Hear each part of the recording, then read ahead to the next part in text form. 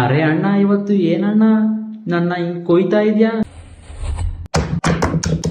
ಓಹೋ, ತೊಡೆ ಮಾಂಸ ಜೊತೆ ಲೆಗ್ ಪೀಸು ಎಲ್ಲ ನನ್ನ ಪಕ್ಕನೇ ಇದ್ದಾರೆ. ಇದೇನ್ ಭಯ ನಮ್ಗೆ ಇವತ್ತೆಲ್ಲ ಕಲ್ಲರ್ ಆಗ್ತಾ ಇದೆಯಾ?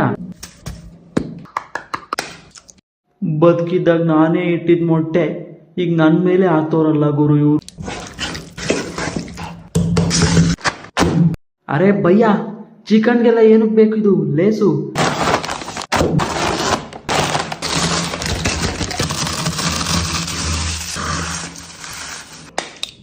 ಭಯ್ಯ, ಇದ್ರಲ್ಲಿ ನನ್ನ ಮಕ್ಳು ಮರಿಯಾದ್ರೂ ಉಟ್ಕೊಂತ ಬಿಡು ಭಯ್ಯ, ಸಾಕು. ಎಷ್ಟಾಗ್ತೀಯಾ?